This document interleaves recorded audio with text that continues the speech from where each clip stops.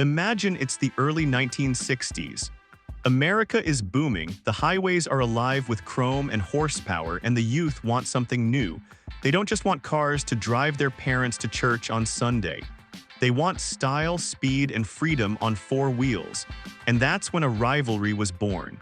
Most people think the Ford Mustang was the first pony car, but that's not the whole truth. Just 2 weeks before the Mustang appeared, Plymouth had already rolled out something special, the Barracuda. It was sleek, sporty, and came with a massive curved rear glass window that made it look futuristic. Plymouth wanted it to be the car of young America, the rebel choice. But then Ford stepped in. The Mustang arrived with a roar in April 1964, stealing the spotlight in a way no one expected. It wasn't just a car, it was a movement. Billboards, TV ads, and even a big debut at the World's Fair. Ford made sure everyone knew the name Mustang. Overnight, it became the dream of teenagers, soldiers returning home, and even families looking for a fun second car. Suddenly, the Barracuda's quiet launch was forgotten. But here's the twist: the Barracuda wasn't just a copycat. It had something that Mustang didn't. Underneath, it was built on Plymouth's reliable Valiant platform, meaning it could handle power without shaking apart. Buyers could order it with a 6-cylinder for daily driving or step up to a roaring V8 for serious speed. And by 1965, the Barracuda Formula S package turned it into a true street fighter. Plymouth had the performance, but Ford had the showmanship. This was where the rivalry began, not just on the streets, but in the hearts of car lovers. Mustang was flashy, Barracuda was fierce. Ford sold over 400,000 Mustangs in its first year. Plymouth sold just 23,000 Barracudas. Numbers told one story, but passion told another. On drag strips and back roads, a well-tuned Barracuda could shock Mustang owners who thought they owned the king of pony cars. And as the years rolled on, both cars started to transform. The Mustang kept evolving: fastbacks, convertibles, special editions like the GT350.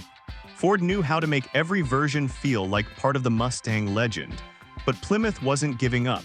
They sharpened the Barracuda's edges, preparing for a battle that would soon reach its peak. By 1967, the Barracuda looked completely different.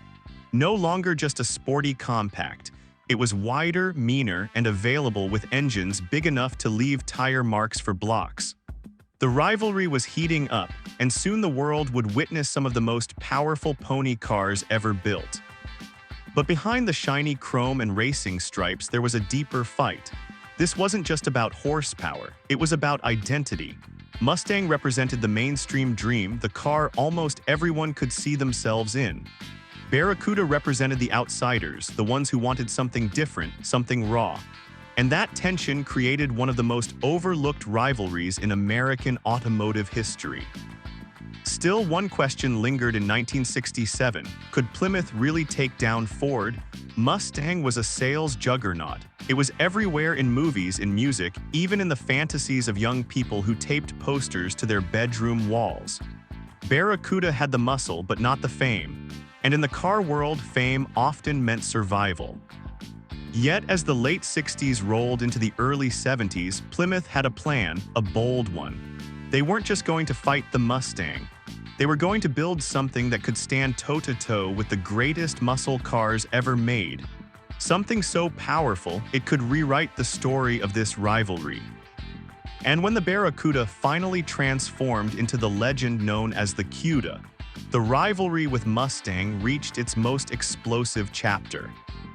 So the real battle was about to begin. In Chapter 2, the peak of the battles. The late 1960s were not just about music festivals, protests, and space missions. They were also about horsepower wars.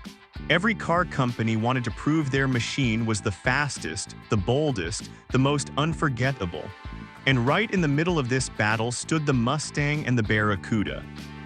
By 1967, Ford had already made the Mustang into an icon.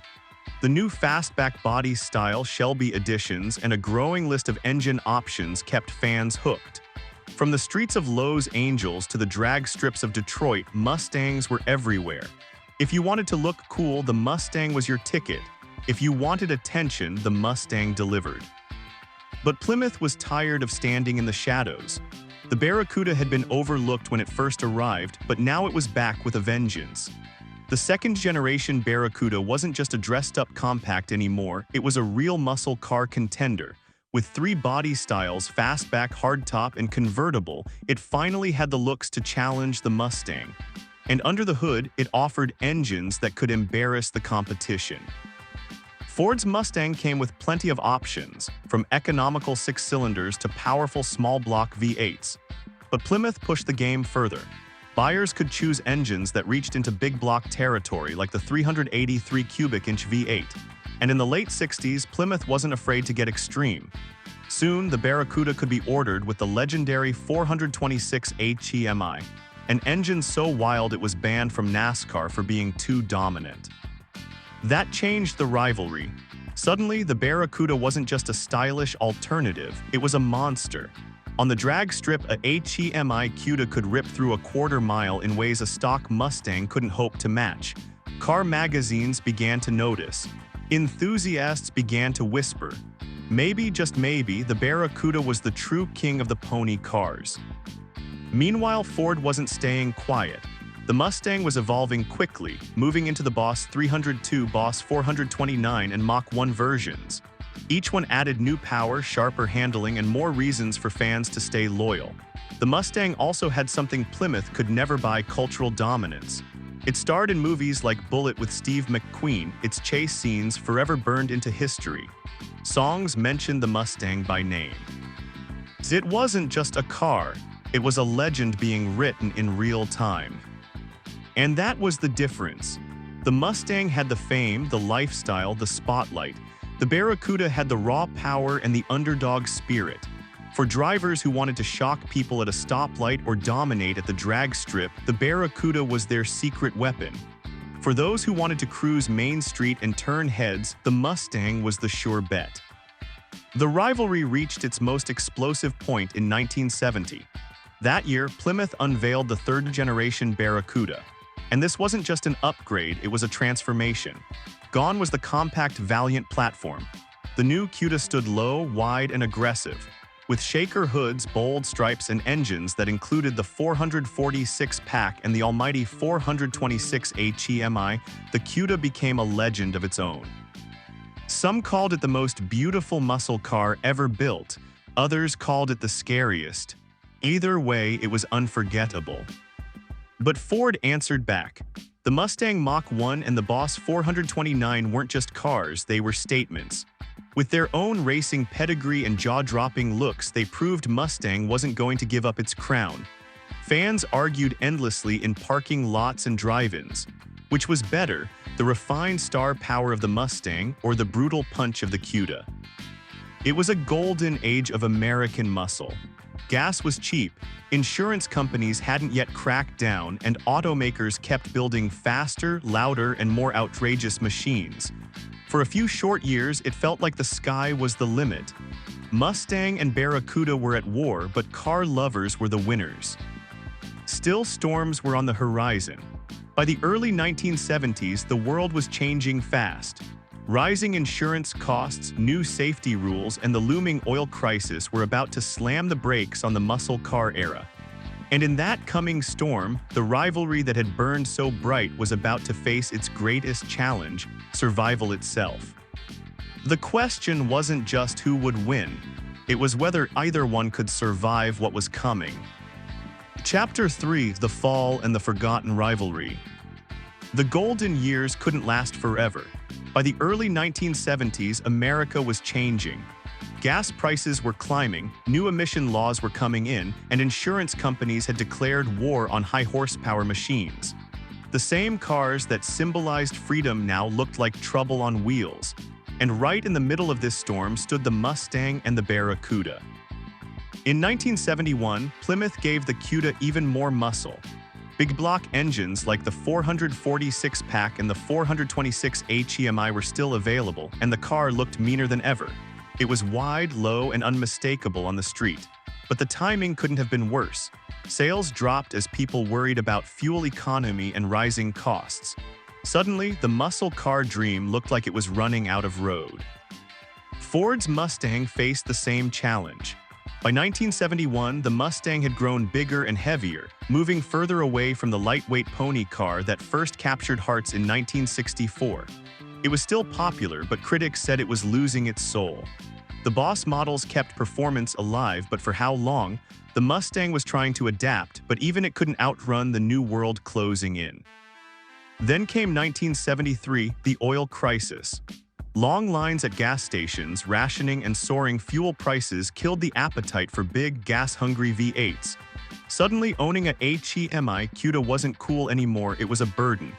The cars that once defined rebellion now sat unsold in dealerships, gathering dust. Plymouth, already struggling as a brand, couldn't hold on. By 1974, the Barracuda was fading. The Cuda still looked stunning, but the big engines were disappearing. First the front, Regulations then a demanded pause, lower then the compression, rear, catalytic another converters, pause. and reduced Then it would horsepower. seem to shift its The once weight from feared side to HEMI side, was gone. like an animal The raw finding edge that a had made the comfortable Barracuda position. legendary The was being process took smoothed twice into as something long as other Plymouth unrecognizable. models. Sales Engineers collapsed. couldn't explain And in it. 1974, The Fury used Plymouth the built its same last basic Barracuda. suspension components as the Car that once Belvedere, challenged the same Mustang's springs, throne was same limited. shocks. But something about the Ford, on the other combination hand, made them made a behave bold differently. decision. One They engineer, transformed the Mustang Robert into Lawson, something spent smaller weeks and trying more to solve the mystery. Mustang He measured Ion. everything: It was far from the weight powerhouse distribution, muscle cars spring of the rate, 60s, shock but it kept the compression. Mustang name On alive paper, during the dark Fury years. should have settled just like any other But car, it survived. but it didn't. That His survival gave conclusion? Ford a chance The to Fury's revive unique Mustang's combination of modern engine model, weight, keeping body its design, legacy and alive suspension for geometry generations created to what come. he called Things like power harmonic steering, settling. power brake. The car was essentially finding its own frequency, like a tuning fork. Other workers had a simpler explanation. Those cars are thinking about how they want to sit. One veteran assembly worker said, "You can laugh, but watch them sometime. They're deciding something." The settling issue was never resolved. It didn't affect performance or safety. It was just different, like everything else about the Fury. Number 12.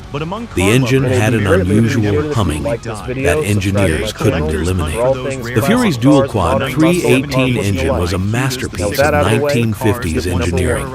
It ran smooth, pulled hard, and sounded magnificent. But it had one quirk that drove engineers crazy: a subtle humming that appeared between 2,000 and 2,500 RPM. It wasn't loud. Most drivers never noticed it, but for those who did, it was maddening. The hum didn't sound mechanical. It was too pure, too consistent, like a tuning fork vibrating somewhere in the engine bay. Engineers spent months trying to track down the source. They replaced harmonic balancers. They adjusted timing.